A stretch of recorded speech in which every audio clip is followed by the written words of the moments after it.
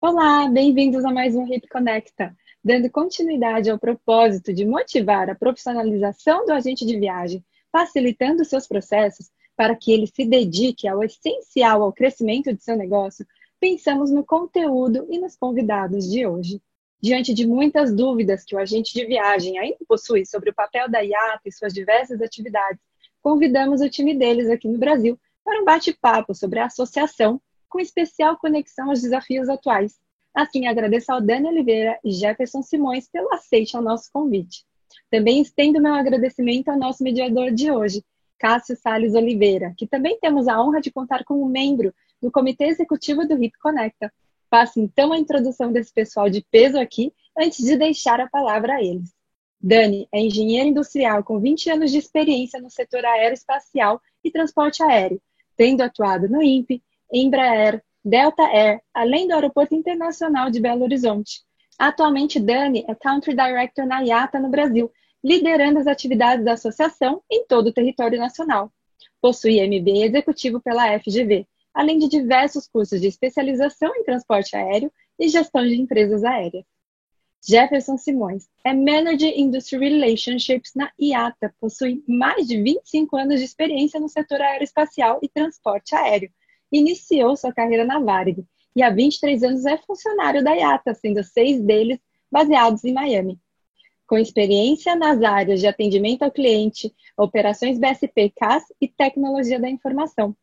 De volta ao Brasil, seu foco está em vendas dos produtos de Business Intelligence, além de relacionamento com a indústria. Já Cássio iniciou sua carreira na Varig também, onde atuou durante muitos anos antes de seguir como vice-presidente comercial da Rextur e da Rextur Advance, somando 23 anos por lá.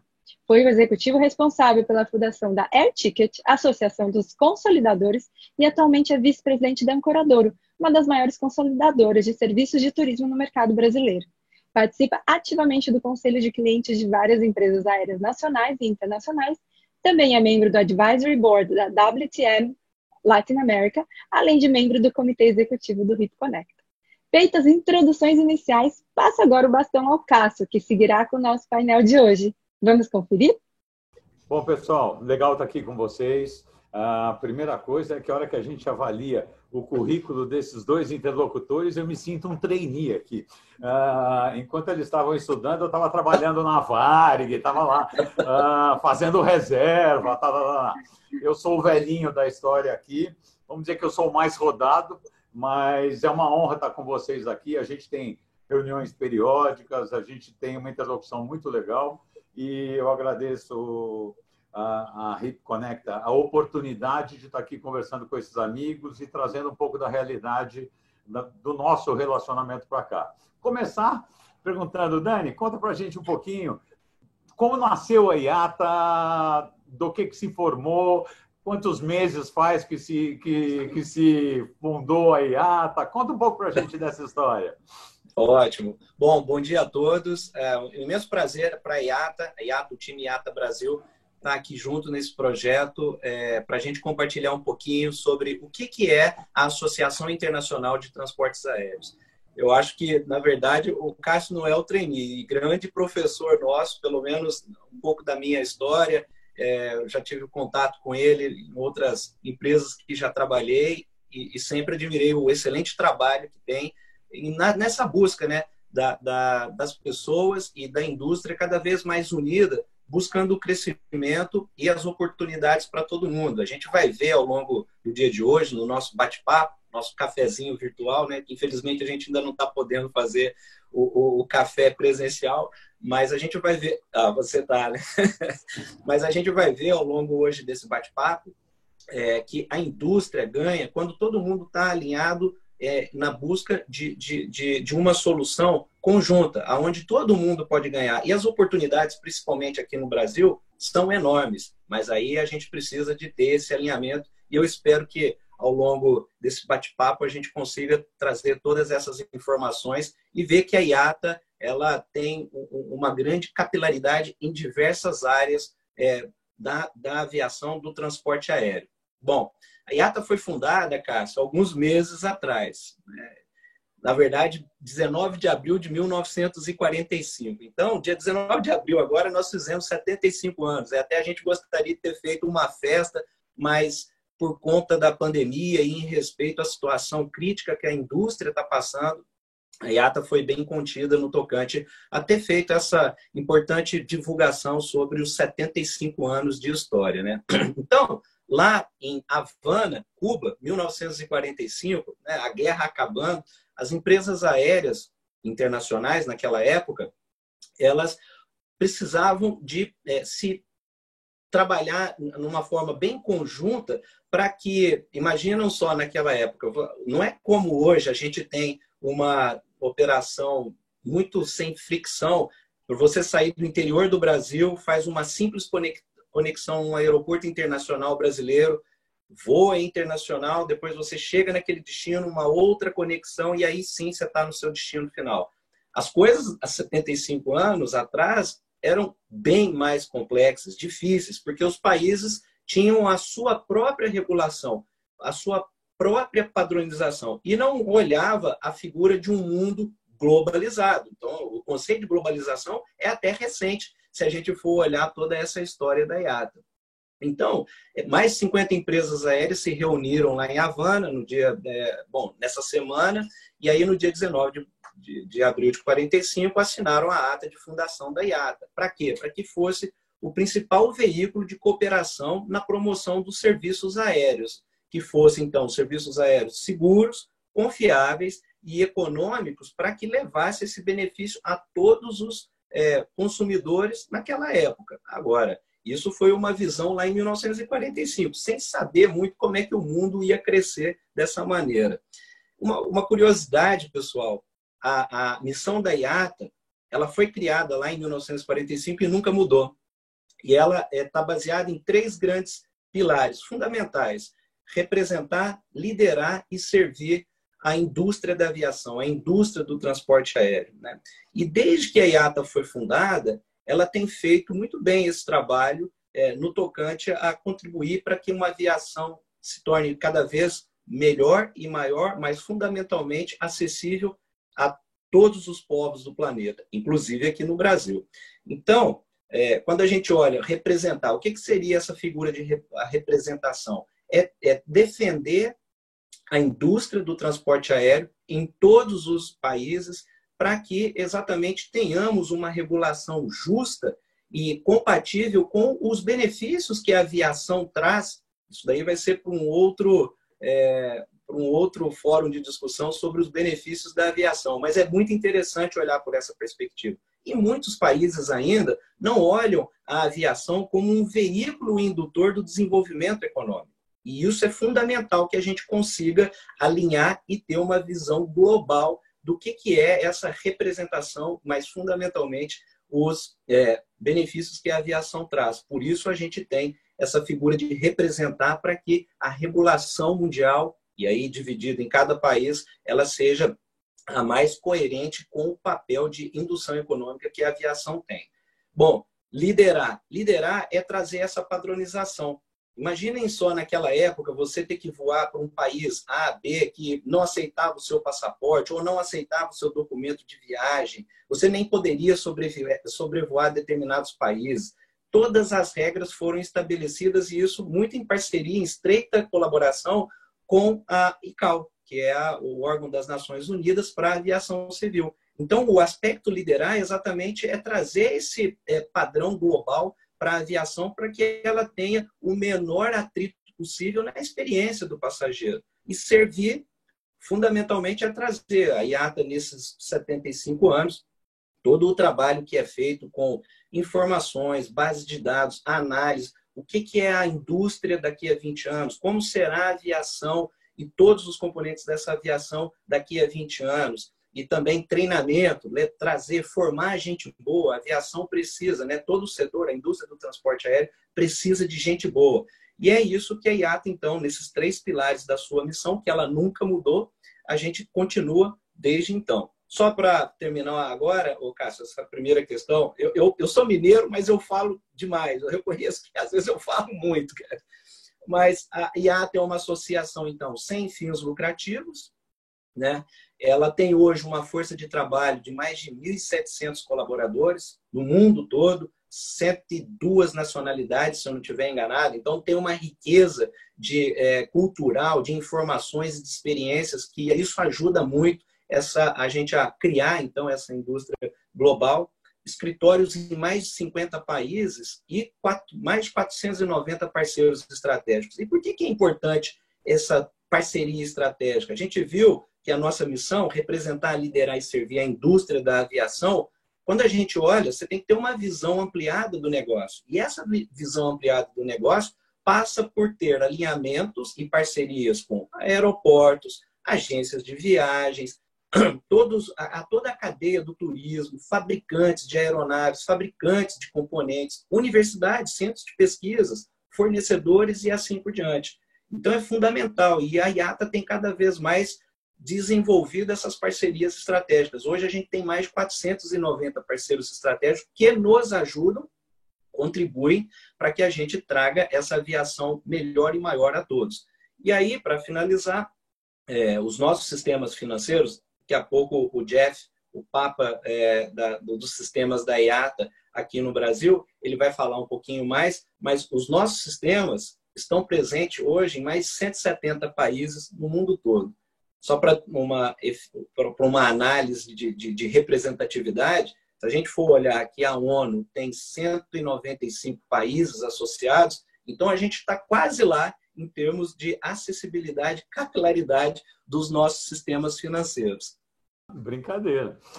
Gente, eu só perguntei com a fundação da IATA, e o Dani já deu uma aula para a gente aqui. E ele ainda disse que o papa da história é o Jeff.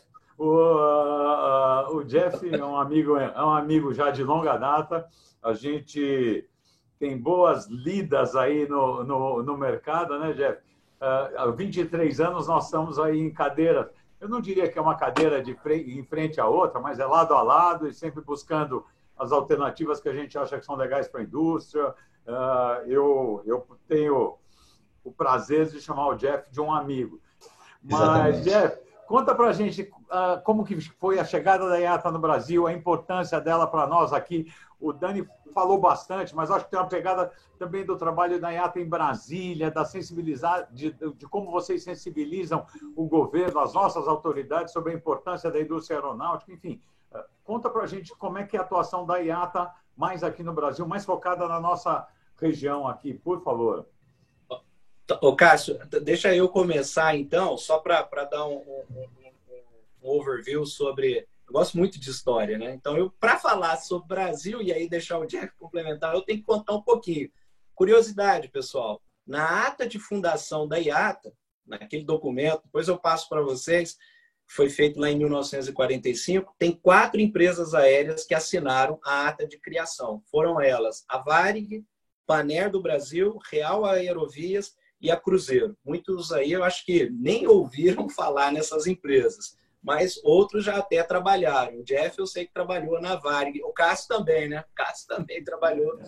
Varig, Cruzeiro, a gente trabalhou exatamente. Em então, quando a gente olha, né, por essa perspectiva, a relação da IATA com o mercado brasileiro começa desde a nossa fundação, né? O Brasil é um mercado muito importante. É um dos maiores mercados domésticos de aviação do mundo e tem um potencial gigante para ser um dos maiores mercados globais. Aí, não só a aviação doméstica, a gente voa muito domesticamente, mas voa pouco internacionalmente. Então, o trabalho tem que ser exatamente esse, aumentar essa parcela para que mais pessoas voem, não só domesticamente, mas também internacionalmente, né? E aí, olhando por essa perspectiva, o Jeff pode dar uma complementada. Vejam só, o Jeff me confirma, mas a IATA vem efetivamente para o Brasil no final da década de 80. E aí a IATA abre o seu escritório de representação aqui no Rio de Janeiro, mas logo depois, no início da década de 90, muda para São Paulo para ficar bem próximo dos membros. E desde então, aí, como o Cássio tem falado, essa questão da nossa presença em Brasília é o quê? Para a gente atingir esse potencial da aviação, né, para que mais pessoas consigam voar, para que o valor da aviação chegue a todos os brasileiros, a gente tem um trabalho muito grande lá em Brasília. Por quê? Porque a gente tem que remover algumas barreiras, que são muito barreiras regulatórias, que a solução parte tanto do governo federal, mas fundamentalmente do Congresso Nacional, para que aí a gente remova essas barreiras que façam então que o valor da aviação chegue aos passageiros. E quais seriam essas grandes barreiras, né? De custos, principalmente? Talvez a gente pudesse dividir em 3 grandes áreas de atuação. Primeiro, os altos custos de operação aqui no Brasil. Acho que a maioria das pessoas aqui devem já saber ou já devem ter lido, ouvido, que o Brasil é o país com o combustível de aviação mais caro do mundo. E é uma coisa muito contraditória, porque mais de 90% da produção do combustível de aviação é feita aqui no Brasil, é extraída de poços de petróleo aqui no Brasil.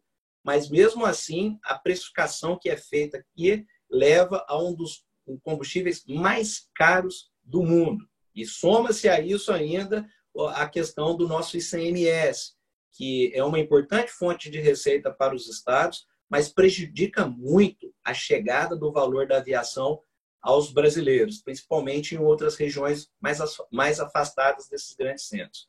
Outro ponto que a gente precisa de ter um foco muito grande, e é por isso que a IATA atua de uma forma muito global para trazer esses exemplos, as melhores que a gente chama de melhores práticas internacionais, mas uma atuação muito grande aqui no mercado brasileiro, que é o excesso de judicialização. Acreditem ou não, o Brasil é o país com o maior volume de litígios e ações judiciais contra as empresas aéreas no mundo todo. Então, esse excesso de judicialização gera insegurança jurídica, que aí afasta o crescimento, esse desenvolvimento da aviação e essa chegada da aviação para mais brasileiros, né? A gente precisa pensar em conjunto na democratização. Por último, e não menos eficiente, não menos importante, a questão da ineficiência do nosso sistema, né? Tem uma falta de harmonização com as melhores práticas globais, e aí isso vai gerando custos não competitivos, que então a aviação aqui no Brasil fique mais custosa do que acontece com os outros grandes mercados de aviação no mundo. Aí, Jeff, conta aí pra gente então essa chegada aqui no Brasil e toda essa tua experiência, mais de 20 e poucos anos aqui na IATA. Bom, a IATA realmente ela mudou bastante desde o seu início aqui no Brasil, né? Eu trabalhei com todos os country managers que tiveram aqui no Brasil. Eu me lembro bem de quando nós começamos o processamento do BSP em si. A gente vai falar um pouco mais sobre o BSP mais para frente, mas nós chegamos a ter 40 pessoas trabalhando no escritório Brasil. Então, o escritório era gigantesco. Hoje, vocês sabem, nós somos 6 aqui no Brasil. Então, foram bastante mudanças que houveram e é bem interessante, mas a gente vai conversar aí ao longo do dia ainda a respeito disso. Espero que mudanças para melhor, né? Com certeza. Com certeza. Ele está falando de evolução, sempre evoluiu. Exatamente. Embora tenha reduzido o staff aqui, houve uma evolução muito grande. Eu ressalto bastante o diálogo. A gente tem, através da PJC, dos nossos papos, a gente tem conseguido bastante diálogo e, em alguns momentos, a gente até sentando na cadeira de vocês, a gente entende algumas resoluções, né, que para o agente de viagens é muito difícil de entender, mas que fazem sentido, né? Jeff, conta para a gente, na última reunião do Conselho, na última PACONF, a IATA é cheia dos termos assim, divertidos. A PACONF, por exemplo, vamos falar assim, é uma reunião onde todos os membros da IATA se reúnem e vão validar as resoluções, que são as regras que vão reger a IATA no mundo inteiro. Mas na última reunião, nessa última reunião do Conselho, a IATA fez uma alteração nas suas prioridades e acabou revisando. O que mudou nessa última visão do Conselho, nessa última visão para os próximos passos da IATA? Bom, o PACONF, né, que é o Passenger Agency Conference, ele tem uma reunião que ele faz 2 vezes ao ano, praticamente, onde as alterações, aquilo que as reuniões APJC, que é o Agency Program Conference Joint, ele tem o processo de deliberar solicitações locais dos países que é levado para esse conselho. Então, como o Cássio bem pontuou, a gente tem o APJC, que são 7 representantes de empresas aéreas e 7 representantes das agências de viagens, onde os temas são discutidos e há uma votação. E esse tema ele só segue adiante quando há uma maioria simples de cada lado, dando ok para que essa alteração seja efetuada, né? Então, sempre que existe alguma alteração que seja ou local ou que abranja todos os países, ele é deliberado dentro dessa conferência. O que houve, uma das alterações que não precisou nem de fazer uma solicitação foi, por exemplo, durante o processo do Covid, nós tivemos 3 dias de período de graça, que nós falamos, para as agências efetuarem pagamento, né, sem que tenha nenhum prejuízo ou aplicação de alguma irregularidade, algum evento de risco para os agentes de viagens, no caso de atraso de pagamento de fatura. Como você bem sabe, Cássio, o BSP hoje ele tem uma regra bem rígida, né? Na verdade, aquilo que está escrito é o que vale. Não existe o famoso jeitinho brasileiro em cima daquilo que está escrito, né? Então, a gente só consegue caminhar dentro do processo até o que está determinado nas resoluções. Fora isso, a gente não consegue trabalhar realmente. Mas isso é a grande riqueza e a grande força também do processo do BSP. Porque a mesma regra que se aplica aqui, aplica-se na Argentina, na África do Sul ou na China. Porque o processo e a regulamentação é a mesma em todos os países. Por isso fica fácil uma empresa aérea que vem lá da Inglaterra e vai operar aqui no Brasil, ela já sabe qual é o processo do BSP. Então é plug and play. Do mesmo jeito que ela já utiliza na Inglaterra, ela chega aqui, ela pluga e já começa a fazer suas vendas e a distribuir as suas vendas através das agências. Mas acho que o Dani tem mais informações a falar sobre durante a nossa fase, essa fase de Covid, quais foram as alterações que aconteceram.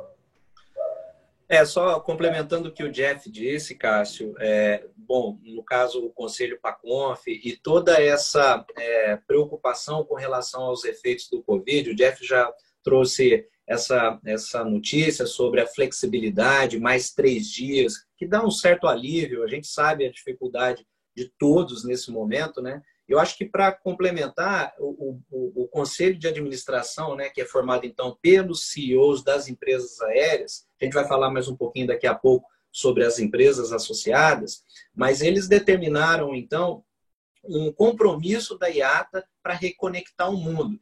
E esse compromisso está baseado em 5 princípios. Eu não vou passar os princípios aqui agora, mas é importante, depois as pessoas tiverem curiosidade, a IATA até fez um anúncio ao mercado sobre esses 5 princípios e o compromisso da aviação para começar a reconectar o mundo, que acho que é importante e tem tudo a ver exatamente com esse nosso bate-papo hoje, de tentar todo mundo estar integrado numa força conjunta para a gente deixar o Covid, deixar a recessão para trás e efetivamente começarmos a crescer, gerar mais negócios, porque é isso que faz a roda da economia gerar. Esse compromisso, né, com esses 5 princípios demonstra a unidade de propósito que as empresas aéreas têm para trabalhar em conjunto com todas essas partes interessadas para reconectar o mundo com segurança, né? Porque é fundamental. E quando eu falo segurança, todos que são da aviação sabem muito bem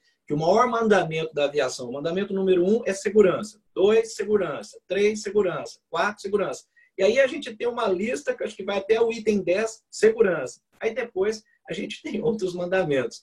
Mas essa segurança agora, mais do que nunca, também é muito importante, não só a segurança aérea, que o avião vai decolar, voar e pousar em segurança, mas a segurança também que a aviação não é um vetor de transmissão do vírus. Ou seja, os passageiros, o risco de contaminação dos passageiros e da nossa, que a gente chama de tripulação, que são os colaboradores da indústria, né, da aviação, o risco de contaminação é muito baixo, próximo a 0. Então, a aviação, a preocupação com essa segurança é exatamente isso. Os passageiros podem voar tranquilos, com a preocupação sobre a segurança de estar dentro de uma aeronave, ser contaminado, ela não precisa ser tão elevada, porque o risco de contaminação é muito baixo e isso traz exatamente essa proposta, porque para começar a reconectar o mundo, os passageiros precisam de ter a sua confiança readquirida que não vão ter nenhum problema de contaminação. E é isso o trabalho que a gente tem feito hoje com todas as partes interessadas, exatamente para mostrar, comunicar e, sobretudo, informar com ciência, com evidências, baseado no que há de mais avançado e o conhecimento sobre o Covid, que a aviação é um ambiente super seguro para viajar, risco de contaminação é muito baixo e, fundamentalmente, para os governos trazer essa segurança que a aviação não é um vetor de transmissão do Covid. Então, só para complementar um pouco sobre o que o Jeff trouxe nessas, né, determinações recentes da IATA. E acho que vocês fizeram esse trabalho muito bem, porque todo mundo aqui descobriu que era o filtro EPA, que o ar é renovado a cada 3 minutos no avião, tudo isso daí. Hidroxicloroquina, filtro EPA, se tornaram... Daqui a pouco vão nascer crianças com esses nomes, mas tudo bem. Mas isso eu acho que esse é um exemplo. O filtro EPA, alguém tinha ouvido falar isso há 6 meses atrás, ou há 1 ano atrás? Ninguém. Para mim, filtro era... como é que é aquele negócio? Fixar, aquele era exaustor em casa. Agora eu sei mais de filtro EPA do que de exaustor, mas tudo bem. Jeff, conta pra gente. Todas as companhias... que operam no Brasil ou que operam no mundo são IATA. Qual a vantagem para uma companhia aérea ser IATA, não ser IATA? Como é que funciona isso? Bom, nós temos hoje cerca de 300 empresas aéreas que são associadas, né? Aqui no Brasil, as 3 maiores são associadas à IATA, que são a Azul, Gol e a Latam. Existe um grande benefício que é o reconhecimento internacional e o advocacy que a IATA faz em nome das empresas aéreas, né? Além de grupos de trabalhos que nós fazemos focados nas principais prioridades do setor e suas melhorias também. Além de redução de custos, simplificação de negócios, né? São campanhas globais de comunicação. Nós temos mais de 300 treinamentos que são oferecidos para as empresas aéreas, aeroportos, agências de viagens, os parceiros estratégicos. Nós temos, como o Dani pontuou, parcerias com universidades, onde a IATA também oferece diplomas. Então, e o suporte da indústria, para a indústria com os nossos produtos também. Nós temos produtos de inteligência que são super utilizados pelas empresas aéreas para poderem trabalhar na sua malha, no market share e conseguir priorizar as suas necessidades. Então, o custo para a empresa aérea ser associada à IATA não é alto, não é um custo alto. A IATA, como o Dani colocou, é uma empresa sem fins lucrativos. Então, tudo aquilo que é arrecadado, ele é reinvestido na indústria de novo, né? Então, sempre há melhorias constantes. Então, todo o dinheiro que entra, ele vai sair para projetos de melhoria da aviação, sempre focado nisso.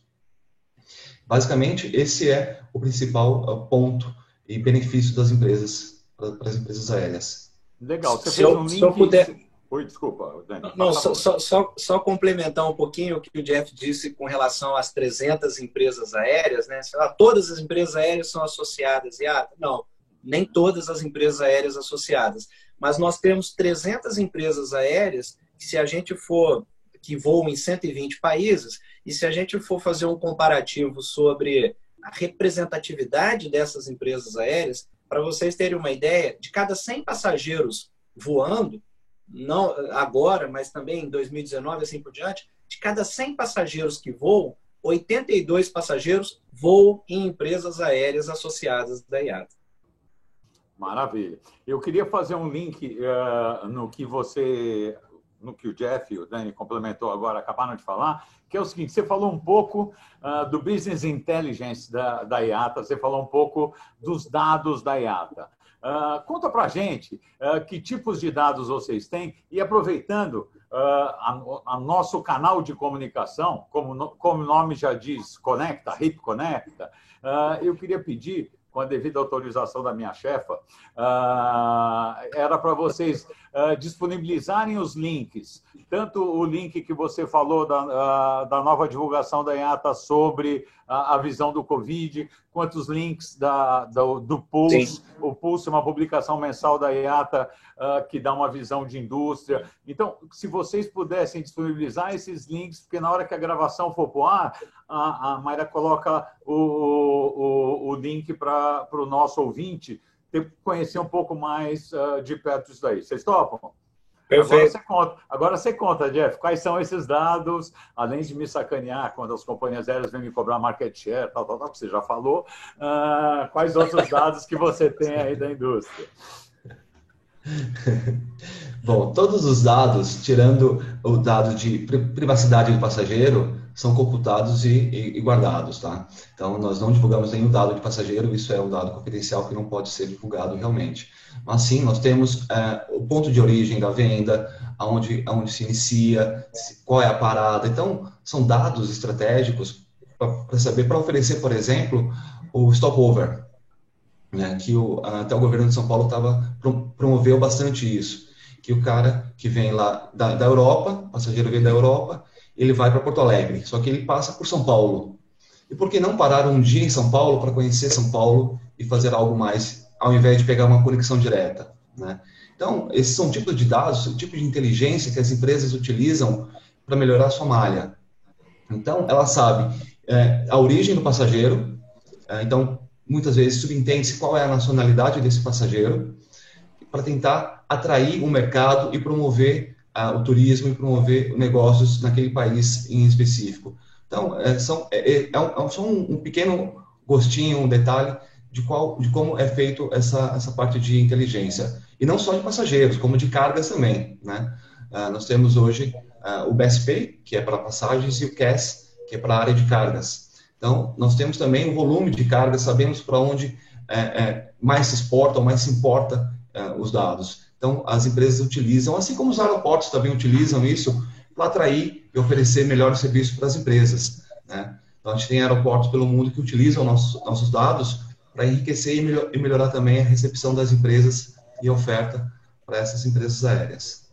Perfeito. Esses dados também eles podem ser comercializados para governos, por exemplo, o governo de Pernambuco quer fazer uma campanha sabendo a origem dos passageiros dele. Ele pode ter a IATA como fonte. É importante a gente desmistificar isso um pouco. Quando se fala que uma entidade não tem fins lucrativos, não significa que ela não pode ter lucro. Ela pode ter lucro, o que ela não pode é distribuir os lucros. Ela pode obter lucro e reinvestir o lucro para gerar mais conteúdo para essa cadeia, para esses associados, né? Eu gosto muito de desmistificar isso, porque a gente tem que diferenciar. Não ter fins lucrativos é não poder distribuir lucros aos seus membros, mas não significa que você não possa comercializar alguma coisa. Tá? Ô, Cássio, você trouxe um ponto muito interessante, né? E aí, complementando o que você e o Jeff mencionaram agora, essa questão, por exemplo, poxa, a IATA então pode comercializar suas bases de dados? Sim, a gente comercializa. Tem algumas bases de dados que são exclusivas para algum dessas partes interessadas. Mas sim, por que a gente faz isso? Como a gente já estava discutindo anteriormente, a IATA hoje, no tocante a essa indústria, né, ela é a referência mundial. Então, o que acaba acontecendo? Como uma instituição sem fins lucrativos, e esse é o círculo virtuoso desse negócio de não ser uma associação ou uma instituição para lucro, e sim sem fins lucrativos. Porque toda essa comercialização, e aí a receita que a gente recebe, tem os nossos custos, o que sobra, ele é reinvestido. Como que ele é reinvestido? Análises, melhoria nas bases de dados, uma maior diversificação dessas informações. Para vocês terem uma ideia, a gente vai compartilhar o link também com vocês. Semanalmente, por conta do Covid, a IATA tem disponibilizado diferentes relatórios, informações e que utilizam essas bases de dados. Então, as pessoas podem, qualquer pessoa, está gratuito no nosso site, só entrar lá e fazer o download de um PDF.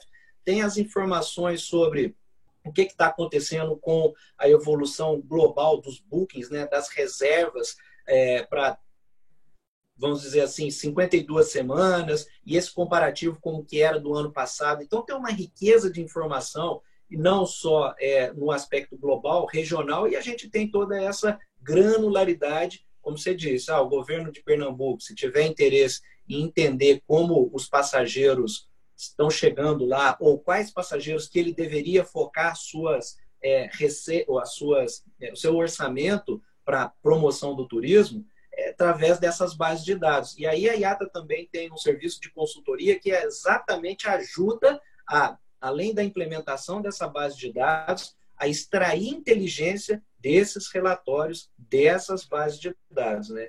Então, por exemplo, esses estudos, análises que estão sendo feitas semanalmente, disponível gratuitamente lá no site da IATA, a gente vai compartilhar também aí com vocês. Vou até um pouquinho mais longe, Dani. Eu estou usando, Cássio, a minha empresa está usando aquele informativo, eu não sei o nome, talvez o Jeff possa me ajudar, que é aquele informativo que ele te dá quais os países estão abertos para você viajar, que ele é disponibilizado pelo IATA Center, e ele é online, gente. Hoje o México está aberto, amanhã não está, Anguila. Então, a gente está usando isso.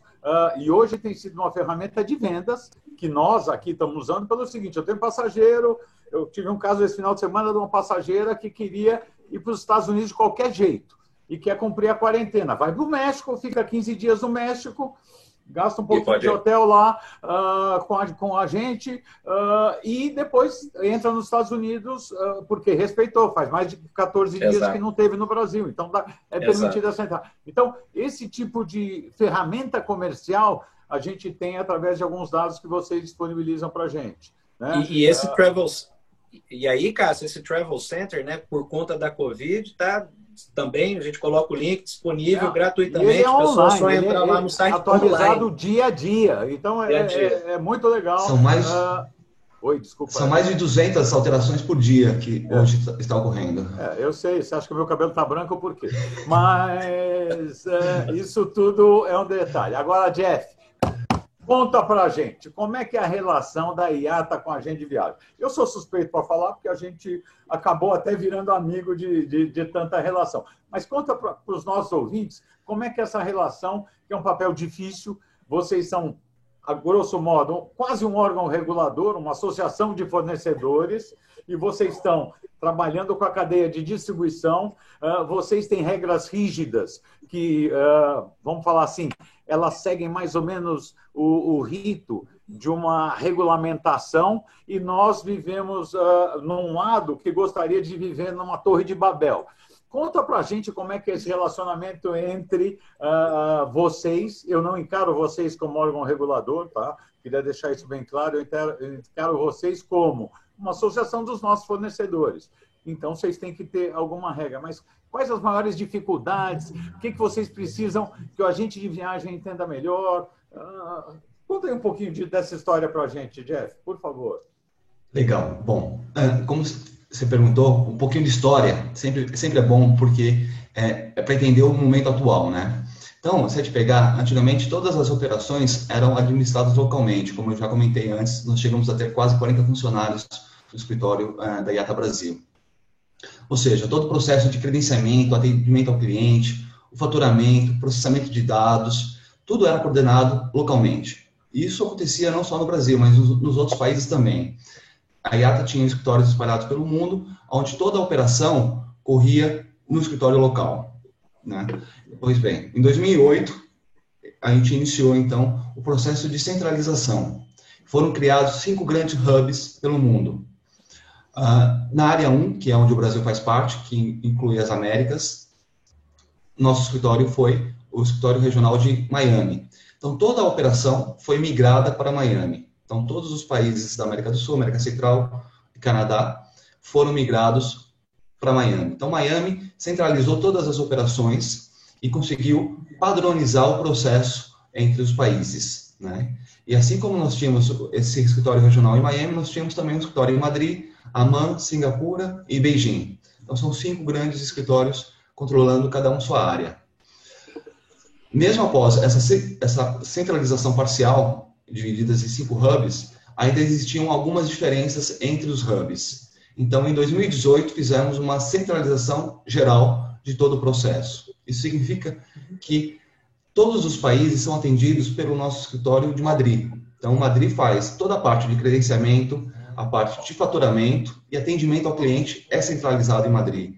Lá eles atendem em todas as línguas, as pessoas estão atendendo através de chat, através do nosso portal, que é o principal canal de comunicação da IATA com as agências de viagens, é tudo baseado em Madrid. E nós temos também, parcialmente, a operação em Singapura, onde fica mais a parte operacional, a parte por detrás dos sistemas que faz toda a manutenção, fica em Singapura. Então, hoje é essa a característica da IATA, centralizar para poder entregar um melhor serviço e padronizado. O Dani falou que de 1 a 10, a nossa lista de prioridade é sempre a segurança. Logo depois disso vem a padronização, né? Então, trazer as melhores práticas dos mundos e padronizar. Essa é a mensagem da IATA também. Então, sempre trazer, como eu falei antes, uma empresa que vem de fora para cá, ela sabe qual é o sistema, sabe quais são as regras, os arquivos que nós trocamos de informações são os mesmos, então fica muito mais fácil trabalhar e de operar no país. Então, fica rápido a adesão, claro, tirando a parte burocrática de cada país, mas a adesão para a distribuição das vendas fica muito mais simples, né? Então, esse é um pouco da relação. E aqui no Brasil, a gente tem uma equipe de 6 pessoas. Então, cada um tem a sua área, como o Dani colocou, cada um tem a sua lojinha que trabalha. Eu faço com muito orgulho, tem a interação com as agências de viagens e com as agências de carga também, sempre tentando trazer a melhor solução. Lembrando que nosso canal de atendimento sempre é o portal de atendimento, que lá existem especialistas de todas as áreas. Então, independente da pergunta que for feita, será direcionado para a pessoa correta, né? E o que precisar de apoio, a gente fica aqui sempre à disposição, tentando da melhor forma interagir com vocês e buscar a solução do problema. Perfeito. Tem a PJC, que se reúne 2 vezes por ano, que a gente já falou um pouquinho atrás, da qual tenho a honra de ser membro já há alguns meses também. E eu fui mudando de bandeira, mas o Jeff não se livrou, nem o Jeff nem o Dani se livraram de mim. Eu, cada hora, estou com uma camisa, mas estou sempre lá Tá lá na PJC. Na PJC. Eles falam, bom, agora o Cássio vai embora. Não, o Cássio vai lá, mas é um canal legal. Pra vocês terem uma ideia, gente, uma das coisas que a gente discutiu na última reunião da PJC, que foi virtual agora em abril, né, Jeff? Foi abril ou maio que a gente conversou, é a questão da avaliação financeira. Todos nós, agentes de viagem, passamos anualmente por uma avaliação financeira. E, com certeza, a avaliação financeira de 2020 vai ser uma avaliação financeira que nos levaria a ter que oferecer garantias para a IATA. Então, a gente começou uma conversa, eu ia falar discussão, mas é uma conversa, com a IATA falando o seguinte, poxa, não dá para avaliar só 2020, vamos avaliar o histórico, vamos ver de que forma a gente dá à IATA a segurança de que não haverá inadimplência, e de que forma, para a gente não ter que ir no banco pedir mais carta de fiança e dificultar, onerar mais ainda a nossa operação da indústria como um todo. Então, são alguns assuntos que a gente trata lá, são polêmicos, são delicados, porque a gente está falando em grana, a gente está falando em inadimplência, a gente está falando em risco, mas que a gente tem um diálogo franco e aberto com a IATA nesse ponto, tá? Mas chega. Jeff, conta para a gente. Eu vou te fazer mais 2 perguntinhas, ou talvez sejam até 2 provocações. Tá? A primeira é a seguinte: quais são os tipos de credenciamento que a gente tem na IATA? Porque todos nós sabemos que, IATA tem que ter não sei quanto de capital social, tem que ter... só quem é grande pode ser IATA? Conta um pouquinho para a gente disso. E depois eu vou te fazer uma última provocação. Vamos lá. Bom, a gente sabe que existem alguns processos. Antes de falar isso, existe a taxa que a IATA cobra das agências de anuidade e de credenciamento, né? A pessoa sempre fala assim, a IATA é muito cara, quer só quer receber o dinheiro, não é justo isso. Mas, na verdade, todo esse dinheiro que é pago sobre as taxas é para manter a roda girando.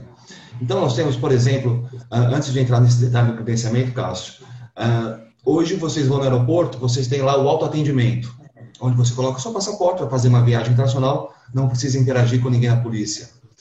Muita gente não sabe, não foi a IATA que desenvolveu, não foi a IATA que vendeu esses quiosques e não é a IATA que teve nenhuma parceria econômica junto com as empresas que disponibilizaram isso. Porém, foi a IATA que bateu na porta dos aeroportos pedindo e demonstrando o benefício disso e o benefício para o passageiro e a velocidade que daria isso nas filas para poder ter uma melhor experiência do passageiro.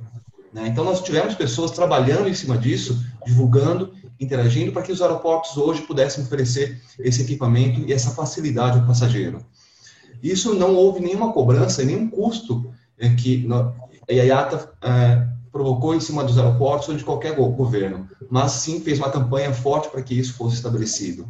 E nós precisamos de gente para fazer isso. Então, por isso, essas taxas, qualquer taxa que é paga, isso é para ser reinvestido na indústria e para apoiar o desenvolvimento da aviação como um todo. Tá? Então, você está parecendo agente de viagem. Já começa. Eu te perguntei quais eram os tipos, você já começou justificando porque ganha, mas a agente de viagem também faz isso. Então não se assusta, porque nós fazemos isso todo dia.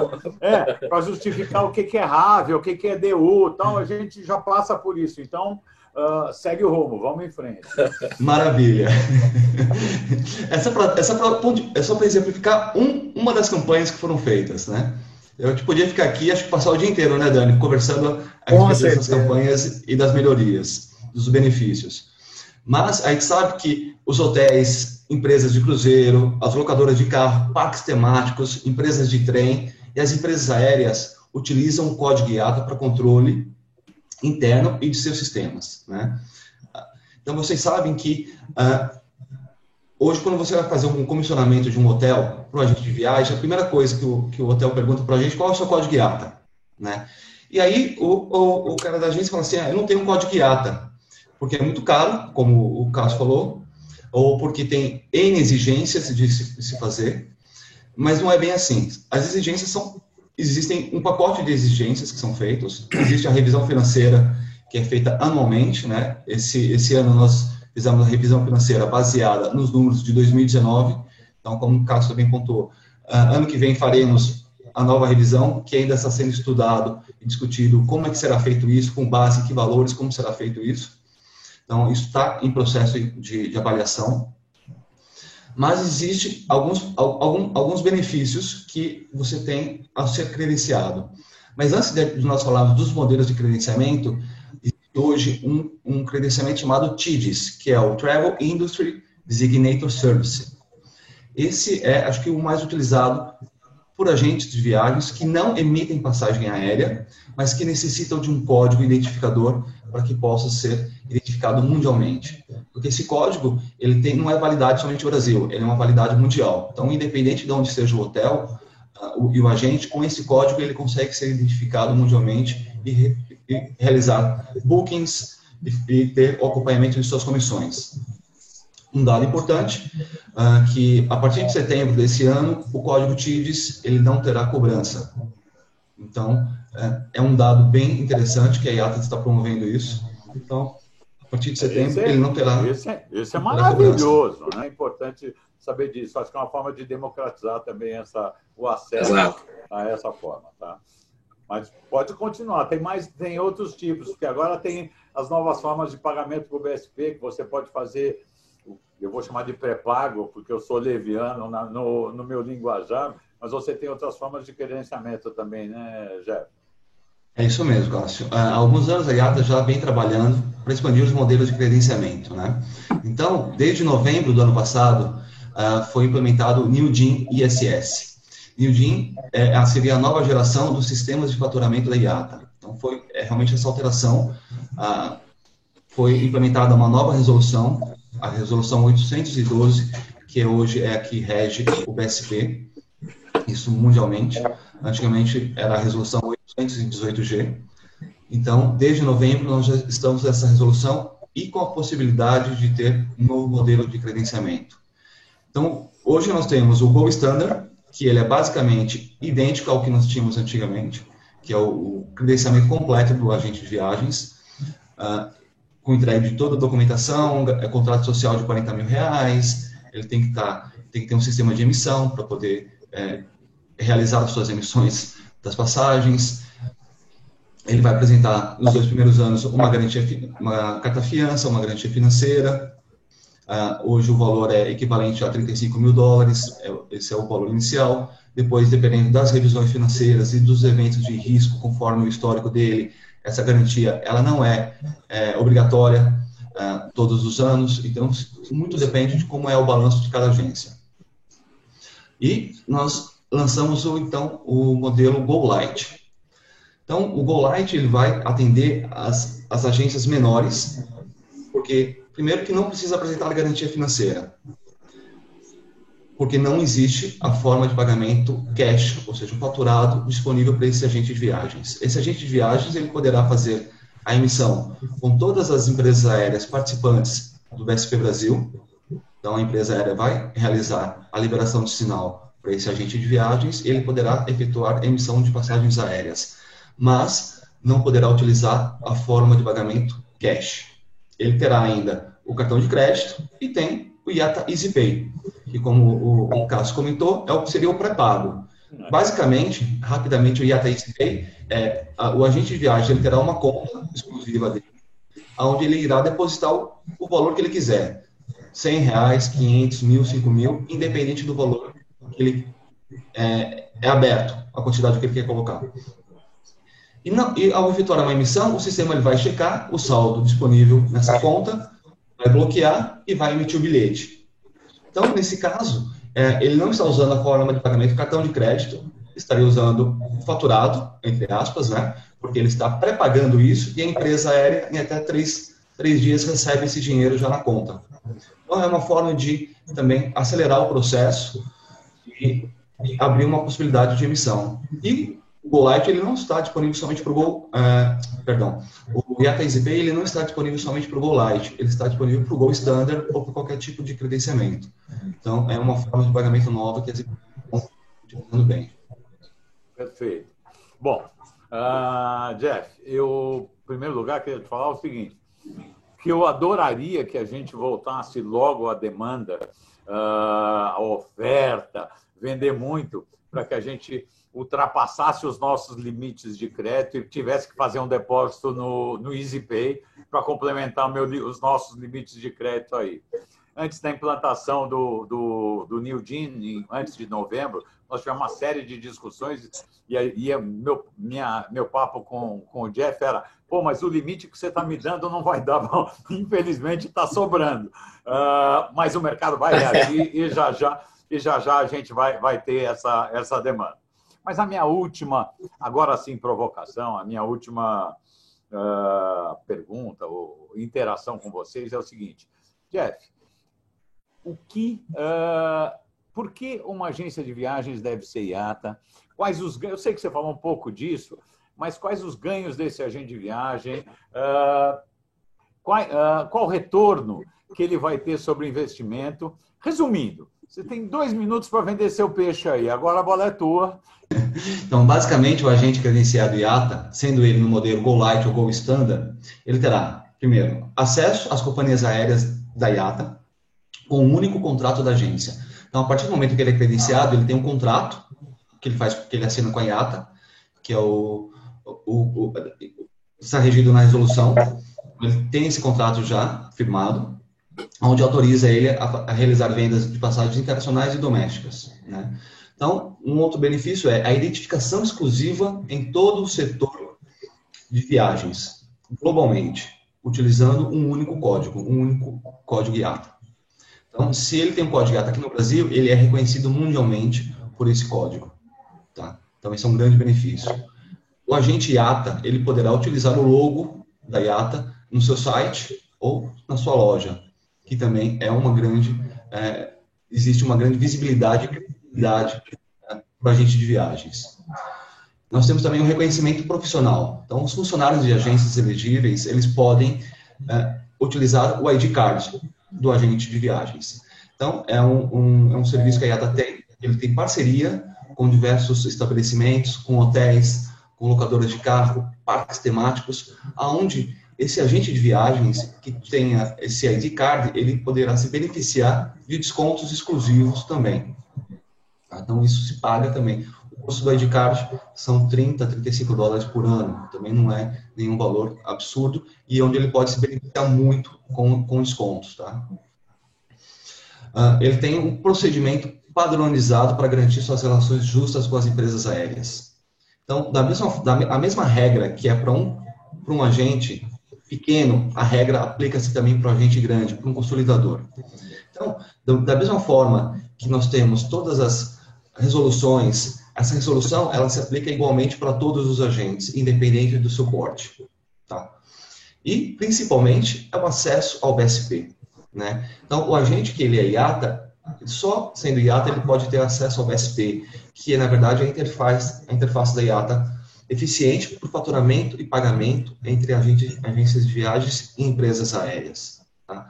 A gente falou aqui muito BSP, mas só para resumir o que é o BSP foi criado, na verdade, para facilitar todo o processo de distribuição, cobrança e faturamento das passagens aéreas vendidas pelos agentes de viagens. O Cássio, que conheceu aí a Pané, a Cruzeiro, essa não é do meu tempo, mas essas empresas antigamente, cada uma entregava o estoque para os agentes de viagens. Então, o agente tinha que ter um cofre gigantesco no seu estabelecimento, onde ele tinha lá lotes de bilhetes de cada empresa aérea. Então, você tinha um estoque da Varig, um estoque da VASP, um estoque da Transbrasil, da TAM, onde o agente ia lá, pegava aquele bilhete, ralava na maquininha e fazia a emissão. E esse documento, então, era bom para a viagem. E, em contrapartida, também tinha que realizar pagamentos para cada empresa. Então, fechava-se o faturamento, cada empresa aérea tinha que trabalhar na fatura, mandar para o agente de viagens e o agente tinha que fazer um pagamento por empresa aérea. Então, o BSP ele veio justamente para unificar esse processo. Então, começou-se a distribuir um estoque neutro. Então, a IATA distribuía bilhete, que era papel ainda, para a agência de viagens. E esse bilhete ele não tinha uma identificação da empresa aérea. O agente vendia um estoque único e cada bilhete, o bilhete 1 era para uma empresa, o bilhete 2 era para a empresa aérea diferente, e não tinha problema nessa sequência. E a IATA recebia esses dados, faz o faturamento, emite a fatura para o agente de viagens, e o agente de viagens realiza o pagamento único para a IATA. E a IATA, então, distribui esse dinheiro para as empresas aéreas. Então, facilita todo o processo de conciliação com a gente. Hoje, nossas faturas são praticamente sem erros. Nós não vemos problemas de faturamento, problemas dos dados, porque os dados são eletrônicos. Aquilo que é emitido através do GDS ou da empresa aérea, nós recebemos esses dados, processamos em fatura e distribuímos para todos, para toda a cadeia. E aí existe a compensação entre as partes e todo o dinheiro, então, é distribuído e zerado no final do dia para todas as empresas. Muito bom, Jeff. Eu acho que esse bate-papo, eu vou chamar de um papo entre amigos, cumpre legal a sua função. Primeiro, de desmistificar um pouco, contar um pouco para vocês da história, a história da nossa indústria. O Jeff acabou de falar do cofre. Eu lembro que tinha um fiscal de cofre. O cara ia na tua agência tirar foto do cofre para ver se você tinha um cofre de 200 quilos. Mas é verdade, tinha. E você tinha que mandar foto do cofre, tá, para a IATA te certificar e falar o seguinte: não, esse cofre tem as dimensões razoáveis para suportar o estoque de bilhetes que você tem. Então, daí tinha um senhor que vendia já foto de cofre aqui. Brasil, né, gente? Esse mercado é um mercado peculiar. Eu queria agradecer vocês dois. Gente, Cássio, até antes da gente finalizar, se vocês me permitem, você sabe que a gente moveu das lives para o conteúdo on demand, né? Nas lives, a gente tinha as perguntas da audiência ao final. E eu aqui só vou servir, se vocês me permitem, de função da audiência. Então, eu tenho 3 perguntas, posso? Deve. Vamos lá. Então, vamos lá. Primeiro, eu não sei, você comentou, Jeff, sobre o EasyPay, né, que é uma outra opção de pagamento. Não sei se faz sentido, mas eu ouvi que tem companhia aérea que não aceita o EasyPay. Faz sentido essa afirmação de alguma maneira?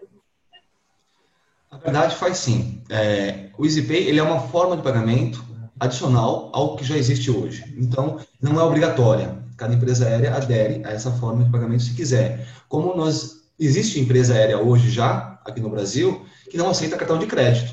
Então, todo pagamento é através de cash. Então, isso é um acordo comercial, uma decisão comercial de cada empresa. Nós oferecemos a ferramenta, mas ela não é imposta que seja utilizada.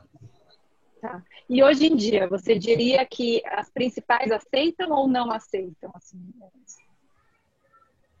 As principais ainda não estão aceitando 100%, porque existe ainda uma adequação. É tudo muito novo, a gente está num processo novo, né? Então existe sim uma adequação. Então, muitas empresas aéreas chegam para a gente assim, a gente queria inibir, a gente queria bloquear a forma de pagamento cash para todas as empresas, ou queria inibir o cartão de crédito e vice-versa. Então, é muito processo comercial entre as empresas. Então, a gente tenta trazer o melhor benefício ao menor custo, né? Hoje, se a empresa aérea utilizar o IATA EasyPay, ao invés de usar o cartão de crédito, o custo é muito menor. Você sabe que as administradoras cobram uma taxa sobre as vendas de cartões de crédito. Sobre o valor da venda, o IATA EasyPay, eles são centavos por transação. Então, isso é cobrado da empresa aérea, não é cobrado do agente de viagens, tá? Então, tudo depende do momento da empresa e da decisão comercial de cada uma. A gente sabe que está havendo uma migração de aceite desse processo, ainda não em todos os mercados, mas as empresas estão testando essa ferramenta em alguns mercados específicos. Se vocês me permitirem, até diria o seguinte, Mayra. Existe um mercado brasileiro, está aqui o Dani e o Jeff para me corrigir ou me contestar, 50% das emissões internacionais no mercado brasileiro, 50% do volume de bilhetes internacionais emitidos no território brasileiro são oriundos de consolidadores. Tá? Então, o que acontece? O EasyPay, não é que ele é um concorrente, mas ele vai meio na contramão de um crédito que o pequeno agente de viagem ou que o agente de viagem poderia, ele já tem contratado com um consolidador. Então, acho que isso deve gerar também uma dificuldade até do cara falar, bom, por que eu vou depositar, fazer um pré-depósito na IATA se eu posso emitir através de um consolidador? Então, existe esse ajuste de mercado. A indústria de consolidação ela é muito forte no Brasil, mas em outros países ela não é tão forte assim. Então, essa solução pode ter maior relevância fora do Brasil do que no Brasil. Então, tem esses ajustes culturais e esses ajustes mercadológicos. E é uma opção que a gente traz, né, Cássio? Aí depois o agente vai analisar ali e é uma escolha muito individual, né? Eu, quando vi o EasyPay pela primeira vez, eu quase fiquei chateado com vocês, mas passou rapidinho. Legal, perfeito. Foi um belo esclarecimento. Bom, dando continuidade, tem só mais duas. Então, eu estou me imaginando com o olhar do pequeno e médio agente de viagem, que é a nossa grande audiência, né? Você levantou outras opções de credenciamento, inclusive, né, Go Light, Go Standard, com alguns benefícios, algumas vantagens. Então, assim, ok, vamos ver que essa barreira de toda a burocracia que seja solicitada, em questão de crédito, enfim, carta fiança que seja demandada, caia, né, nessas duas opções aí, ou em algumas, ou pelo menos uma delas, que eu entendi, e torne-se possível a agência ser credenciada com vocês, com a IATA. Imaginando um próximo passo, depois disso, ela ainda precisa, ao meu ver, ou vocês me corrijam se eu estiver enganada, de alguns conhecimentos técnicos na hora da emissão, né? Então, muita gente ainda esbarra nos códigos, né, no linguajar. É isso mesmo? Então, assim, a gente cai essa barreira do credenciamento, mas ainda tem a questão do conhecimento técnico na hora da emissão? Posso responder? Eu acho que a barreira do conhecimento técnico ela é normal. E ela não é só o linguajar, ou os códigos de cidade, ou código de aeroporto. Você levar um passageiro para Auckland ou Auckland, pode dar algum problema. São só 3 letrinhas diferentes na sigla e muito parecidas, né? Ele pode ir para um lado ou para o outro, né? Então, esse é um problema que seria crasso. Mas eu acho que as regras tarifárias, a questão de combinabilidade de tarifas, você ir com uma companhia aérea, voltar com outra, esses são conhecimentos inerentes à nossa função, inerentes à nossa profissão e inerentes a quem quer emitir um bilhete, tá certo? Eu, Cássio, apesar de estar há 40 anos no mercado de turismo, não sei emitir um bilhete.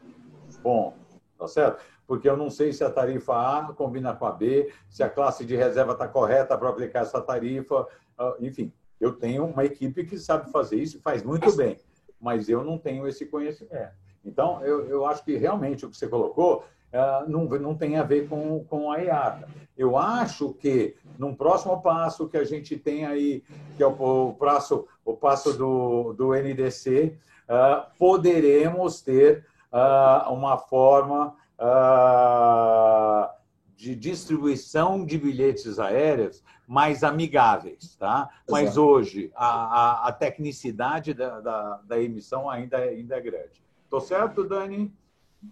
Eu vejo dessa maneira também. O NDC, pelo menos quem estava acostumado a ver a tela do computador no DOS, e exatamente olhar aquela questão da emissão, e o que o Cássio falou, e eu acho que é muito até um conhecimento tácito, né, o Cássio? Você não tem como ter você pode até fazer um manual, mas as combinações, como o Cássio falou, são tão complexas que meio que vai passando. Por isso que a gente tem esse trabalho de tentar formar gente boa, porque esse conhecimento é tácito. Tem que entrar a pessoa, ser treinada, e ela vai aprendendo com o mais experiente toda essa transformação. O Jeff pode dar um panorama geral sobre o NDC, essa funcionalidade, pelo menos lá o que eles chamam de Graphic User Interface, é muito melhor. Você tem uma tela, combinação, como se você estivesse no seu computador fazendo uma compra, selecionando os itens, né? É muito interessante isso. Só para a gente não ficar no termo técnico, NDC é New Distribution Capability, certo, Dani? Porque senão a gente já começa com o termo técnico aqui, o cara vai falar, eu já ia perguntar. Tá. E a IATA quase não gosta de acrônimos, né? Não, imagina, APJC, PACONF, NDC, chá de letrinhas, mas vamos lá. Legal. O Dani até comentou essa questão, eu não sei se você quer complementar, Jeff? Não, é só sobre a emissão, né? Eu tenho alguns anos de IATA e eu também, como o Cássio colocou, eu também não sei fazer uma emissão de bilhete. Eu sei ir num site lá, escolho o destino e consigo comprar minha passagem. Mas o que está por detrás disso, na verdade, é a inteligência também dos sistemas de distribuição, né? Nós temos aí os GDS, a Travelport, a Amadeus e o Sabre, que são os grandes players aqui dentro do Brasil, que tem essa inteligência e também fornece treinamentos para o emissor. Então, essa capacitação de como emitir, seja ele no DOS, na tela DOS, através do EDIFACT, que é o fundo verde ainda, que eu conheço gente ainda que prefere utilizar dados, entrando manualmente as informações no sistema, do que no visual, numa interface moderna hoje, só nos cliques. Então, depende muito da experiência de cada um, mas, sem dúvida, é necessário que tenha um profissional capacitado de realizar uma emissão correta e que depois também evite uma regra tarifária incorreta, cobranças da empresa aérea porque emitiu incorretamente. Então, a profissionalização do emissor é fundamental, sim. Perfeito. E aí, para quem assim está escutando, falou, nossa, eu tenho interesse em me capacitar, o melhor caminho seria via IATA ou via os GDS? O que vocês diriam para esse treinamento? Tem que usar os dois. Os dois. Tá. Eu acho que você tem que usar o GDS para desenvolver, vamos falar, o sistema com o qual você vai conviver com a IATA, conviver com as regras tarifárias, e depois você tem que buscar um embasamento de como essas regras se aplicam nas companhias aéreas. Além do que nós falamos aqui, por exemplo, você vai fazer uma tarifa triangular. Com que companhia você pode fazer a travessia do Atlântico Norte? Tem uma série de questões que não é que são pegadinhas, mas que são regras específicas. Então, é importante que quem está disposto a investir na carreira, quem está disposto a evoluir na carreira, entenda o seguinte, ele vai ter que fazer o GDS, ele vai ter que fazer, conhecer um pouco mais de regra tarifária, conhecer um pouco mais da combinabilidade das tarifas. Não é um monstro de 7 cabeças, como o Jeff falou, como eu falei, e acho que é plenamente viável, tá? Mas eu recomendo para o pequeno agente de viagem que queira partir para se profissionalizar, isso daí. Embora, como eu te disse, nós temos facilitadores, que somos nós, que é essa indústria de consolidação, que é uma indústria bem pujante nesse mercado. Verdade. Perfeito. Só de curiosidade, pessoal, agora, nessa época da crise do Covid, a IATA disponibilizou mais de 15 mil treinamentos gratuitos pela internet, né? E o Brasil foi um dos países com o maior volume de inscrições. E o agente que tiver, ou a pessoa que tiver o interesse, entrar lá no site da IATA, a gente compartilha depois aqui com a Mayra também, o link para os treinamentos da IATA. Lá tem diversas modalidades, para o agente de viagem, o Basic, e aí também mais avançado e assim por diante. Dá para verificar lá, são cursos bem interessantes, tem webinars que estão sendo feitos também, mas gostaria também de aproveitar já, Mayra, essa iniciativa que você está fazendo para nós, IATA, trazer um pouquinho do que nós somos e a importância do agente de viagem para que nessa retomada a gente tenha uma indústria mais eficiente e essas pessoas efetivamente entendam todo esse trabalho, né? A cabeça dele é não só, eu vou fazer emissão de passagem e assim fazer um simples ato dentro de uma ação maior, né? O elo de uma corrente grande. Não, é exatamente repensar, se reinventar e como é o papel desse agente de viagem para o século XXI. E aí a gente já viu algumas coisas que o Jeff, o Cássio, eles trouxeram exatamente sobre treinamentos, o que tem que se entender e toda essa dinâmica, que as coisas estão mudando e a gente tem que acompanhar. Isso mesmo, isso mesmo. Esse tem sido o nosso grande propósito nesse projeto. E, mais uma vez, acredito que nesse bate-papo, né, a gente cumpre esse propósito, porque muitas informações foram trazidas aqui que serão de grande valia. E, para a gente finalizar, para aquele agente de viagem que quer conhecer, então, um pouquinho mais, ficou ainda alguma dúvida que eu não consegui abordar aqui, ou quer se credenciar, qual é o melhor caminho para ele agora? Eu acho que o caminho, pelo menos eu recebo muitas vezes perguntas no LinkedIn, né? Poxa, eu agora entendi o EasyPay e o GoLight, agora eu quero me associar. Como eu faço? Bom, a recomendação que eu já passo é para que se cadastre lá no portal da IATA. Lá tem todas as informações em português. Como o Jeff falou, nós temos pessoas treinadas que ficam baseadas em Madrid, são brasileiros, então falam o nosso português, não é o português de Portugal ou de qualquer um outro país aí lusófono. E aí ele pode começar por lá exatamente a entender toda a documentação. Mas o Jeff pode passar também algumas dicas aí, né, Jeff? Como fazer. Um ponto interessante, nós, IATA, gostaríamos muito que mais agências aqui no Brasil se tornassem IATA. Por quê? Nós temos hoje, no mundo todo, mais de 140 mil agências de viagem. E eu gostaria muito que as agências brasileiras conseguissem entrar para essa nossa grande família, com mais de 140 mil agências de viagem no mundo todo. Vai, Jeff. Não, é isso mesmo.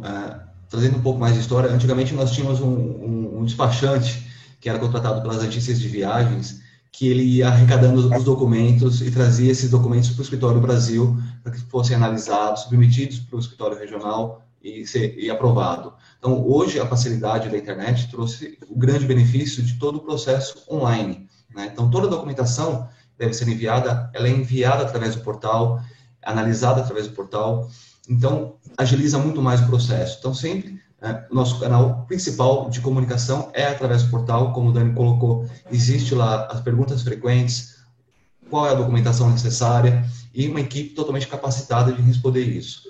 Se ainda assim tiver qualquer dificuldade, nós ficamos aqui sempre à disposição para tirar qualquer dúvida também. Só terminando, ou concluindo, ou complementando, desculpa, a informação é o seguinte, o portal que eles estão falando é iata.org, não é nem .com.br, nem .com, é org, tá? De organismo, iata.org. Tá vendo? Estou vendendo direitinho, Pedro. Tá bom, hein? Vou cobrar comissão de vocês. É por isso que você tem cadeira cativa com a gente sempre. Tá bom, então. Legal, gente. Então, mais uma vez, eu agradeço imensamente o aceite, agradeço imensamente essa preparação que vocês tiveram para trazer esse conteúdo todo. Foi muito, muito rico.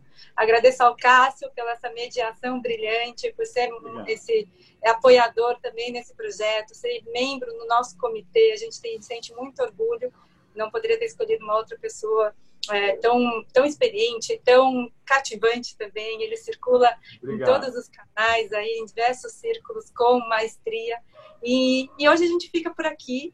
Quero lembrar que temos mais conteúdo vindo pela frente, conteúdo muito bacana. Inscrevam-se nos nossos canais para não perder nada desse calendário. Se você gostou desse bate-papo de hoje, recomenda para alguém, recomenda para um colega que possa se beneficiar também. Então, hoje a gente fica por aqui e até a próxima. Tchau, tchau. Grande abraço. Obrigado. Tchau. Obrigado.